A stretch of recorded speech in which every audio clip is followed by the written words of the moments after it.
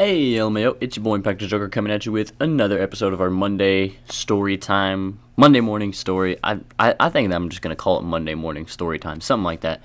But I know I'm in a weird place. I'm at this thing called M4C, which is like an on-campus ministry where I go to college. And I'm using a microphone they have here, so the audio quality should be a lot better than it's ever been, hopefully. But anyways, this story was requested by Ashlyn again because she was the only one in the stream.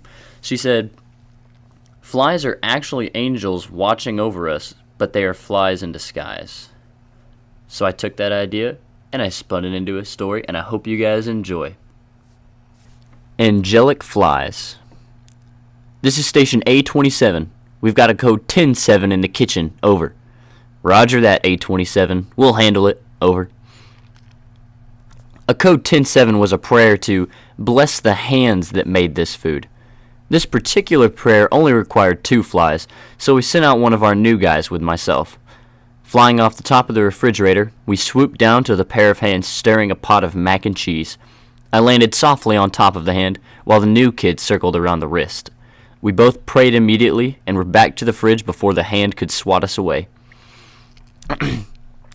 My crew was made up of 15 flies in total.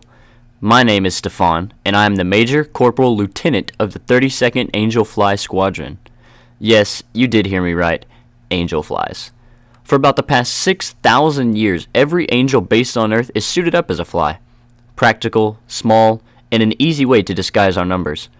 Being flies, we can be almost anywhere without drawing too much attention.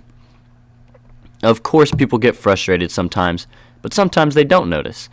One of the biggest misconceptions is that every time a fly lands, it poops. While this is the case occasionally, you don't see any fly bathrooms, do you? We never do it on food or people.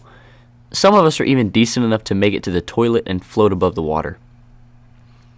Have you ever seen a fly land and immediately begin to rub its little hands together? Well, that's us praying.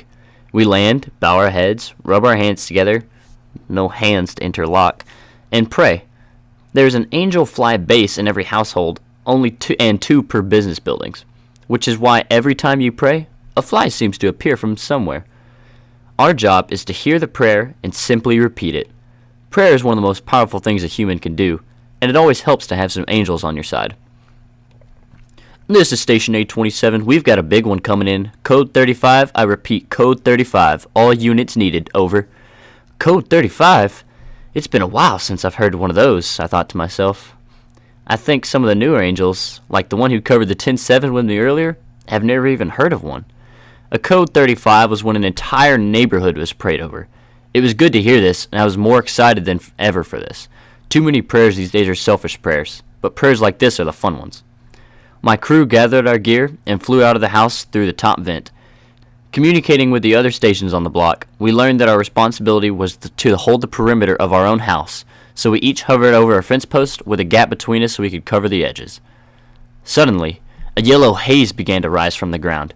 This prayer was well said because the haze could only mean one thing: wasps.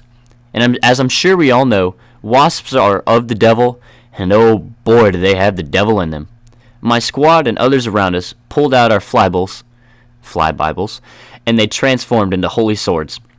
The first wasp came at me faster than I expected, and I was just able to dodge it and slash off the wings as it fell to the earth. One came after the other, and one fell after the other. Their numbers began to grow and push us back closer to the house. A few stingers grazed past us, but we had to protect the house. One caught my arm, and my sword fell. I looked up just in time to see another one screaming towards me, "Stinger ready." I closed my eyes, and I readied myself to see the big man. But the sting never came.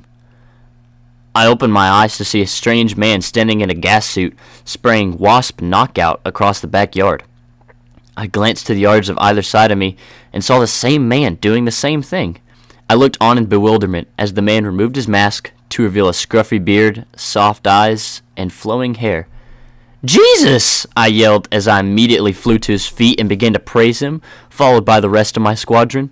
He chuckled a little bit and snapped his fingers. As he did so, the largest mango I had ever seen appeared before my eyes. Without realizing it, I soared into it and began to feast.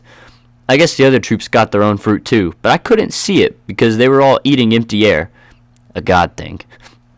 While eating, I flew down to where the wingless wasps were lying. I began to pass out mango chunks in water. Soon after praying with them, the wasps were all flies now. We rejoiced and thanked the Lord for his protection as the new flies gave themselves to him. I heard a laughing voice from behind me, one of the new flies. "Hey, isn't this water supposed to turn into wine?" With a wink, I replied, "Not while you're on duty, soldier." The squad burst into laughter. Well, whatever type of laughter a fly can muster. Thank you guys for tuning into this story. We'll be back with one next week. Feel free to comment below in any of my videos what stories you want to see. Sundays I'm going to be streaming. I'll be doing like something while I stream, but I'll also be taking requests for Monday morning stories. And if you guys want to get involved, just let me know and I'll write your stories for you. As usual, I hope you guys have a nice day. Thank you guys for liking, watching, commenting, subscribing. And it's been your boy Impactor Joker. Y'all have a nice day.